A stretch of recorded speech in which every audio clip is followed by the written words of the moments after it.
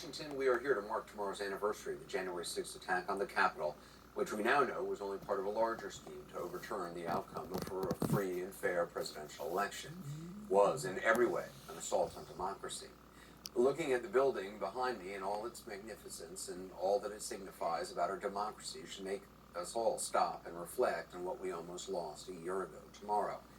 And then in the best of all worlds, it would also remind us of all we've done since then to honestly reckon with what happened, to bind up our wounds, and in a bipartisan way strengthen the underpinnings of our democracy. That's how the past year might have played out. It might have, but it didn't.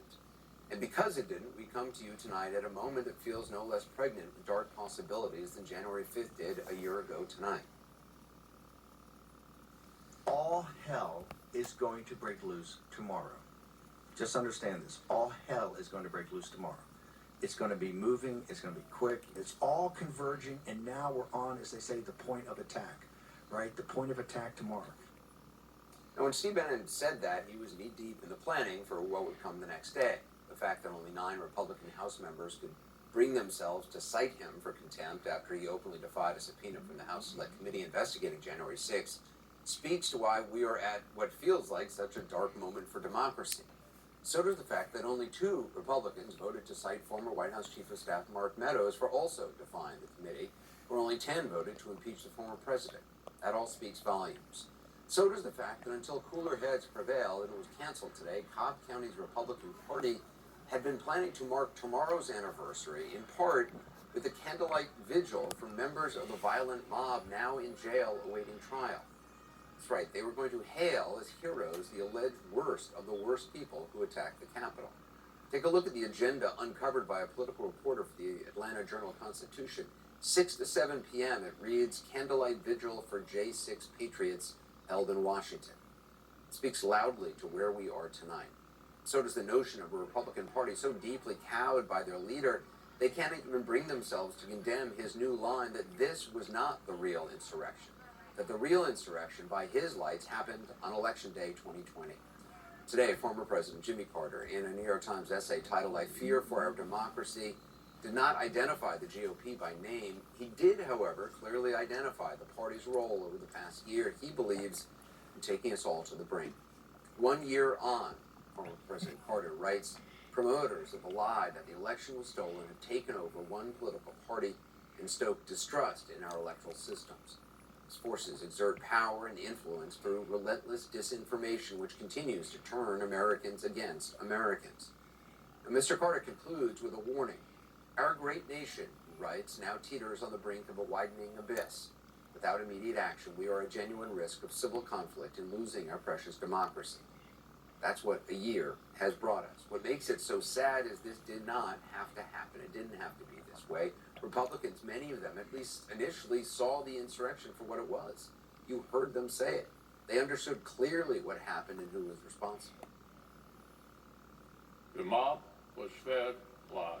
The president bears responsibility for Wednesday's attack on Congress. They were provoked by the president and other powerful people. He should have immediately denounced the mob when he saw what was unfolding. Trump and I, we've had a hell of a journey. I hate it being this way. Oh my God, I hate it. Violence, destruction, and chaos we saw earlier was unacceptable, undemocratic, and un-American. It was the saddest day I've ever had as serving as a member of this institution. To those who wreaked havoc in our capital today, you did not win. Violence never wins. Freedom wins. This has been a truly tragic day for America, and we all join together in fully condemning the dangerous violence and destruction that occurred today in our nation's capital. Today, the People's House was attacked, which is an attack on the Republic itself. There is no excuse for it. A woman died, and people need to go to jail. And the president should never have spun up certain Americans to believe something that simply cannot be.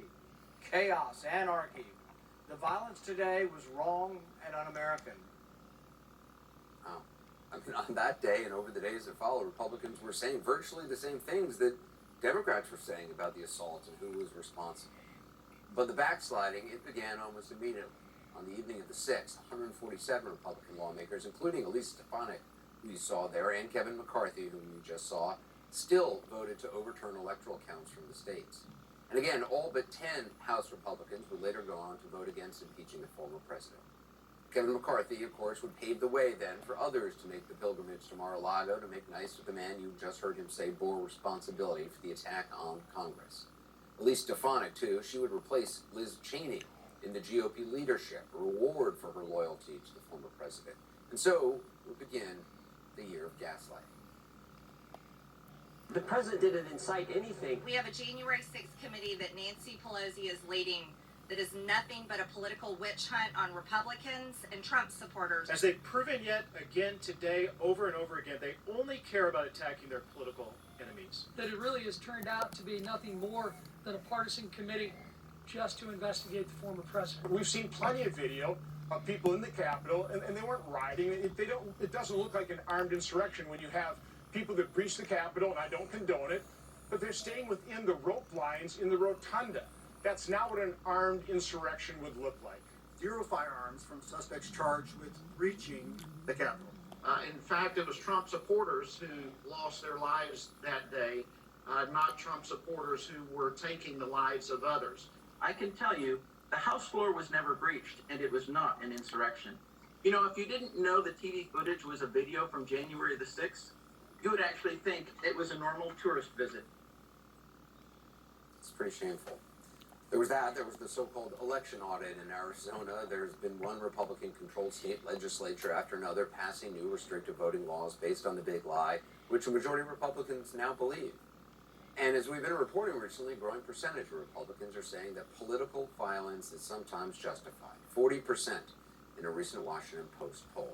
That is where the year has taken us. But again, it didn't have to be. Listen to what might have been a far different party line, but sadly wasn't. Here's Republican Congressman Adam Kinzinger today. Some say it's time to move on from January 6th. But we can't move on without addressing what happened, or by pretending it never happened. We can't move on without taking action to make sure it never happens again. That starts by admitting the facts. The 2020 election was not stolen. Joe Biden won, and Donald Trump lost. We have to admit it, but the leadership of the Republican Party won't. They lied to the American people, and they still are. They still are. Presumably in that vein, the former president had planned to hold a press conference tomorrow.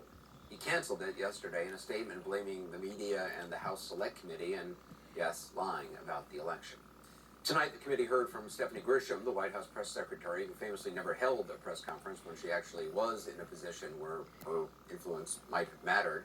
Joining us now, committee member Adam Schiff. Congressman, thanks for joining us. Stephanie Grisham said to reporters as she was leaving that she was fully cooperating with the committee. Can you give us any insight into what was discussed?